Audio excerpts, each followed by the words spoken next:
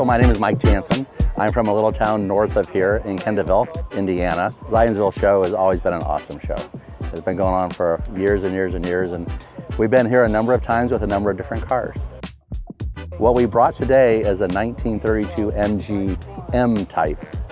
So it's the very first, if you understand MGs, there's always been a line of sports cars called the Midget. This is the very first of the MG Midgets. This was started construction or assembly in 1929, and it went through 1932. So this is a 1932 version of the MG M-Type Midget. Now you understand they built MG Bs and Cs, which were also midgets, all the way to 1980. So it was a long period of time that they built the midget model. We got the car, I'm guessing 8 years ago, and when we purchased it, it was pretty much in shambles. It wouldn't roll, the engine was seized, but the good part about this car was the bones were really solid. A lot of original components.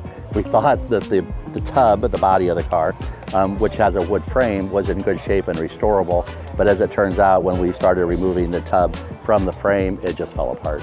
There was really nothing left. So we did have to have a new tub fabricated, which we found a shop in England that did that for us. So the big secret about these cars is, the big dark secret is, these are no more complicated than your riding lawnmower. They really aren't. They're easy to do.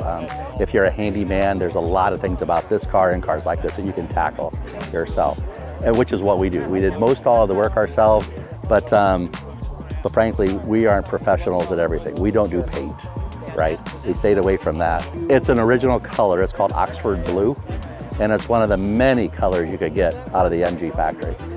They probably had a dozen different colors, and typically they would do cars like this in the day, the M-Type, in a duotone they would call, where they would be a lighter blue and a darker blue, or a lighter red and a darker red, and the wings or the fenders would be a different color than the body. Great combinations, but back in the day, you could have any color you wanted. The red interior would be an original red color too, so it was how you could purchase it from the factory. MG hit a home run with these. People would buy them, bankers, lawyers, as the story goes, could afford these. They would tear the fenders, the wings off, and they would race these cars because it was the smallest, fastest thing on four wheels at the time.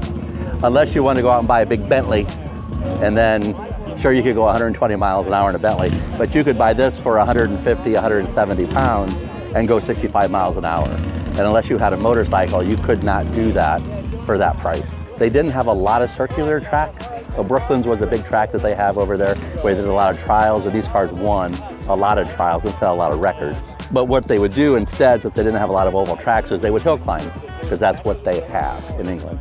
And yeah, hill climbing was very popular for these small cars and other cars too. How is this car to drive? It's like a little go-kart, a cross between that and a log wagon. So the suspension's really tight, it's really bouncy, but it's got a lot of pep. So, oh yeah, it gets to 40 miles an hour pretty quick, but that's about it. So we don't drive it real fast yet, we're still breaking it in.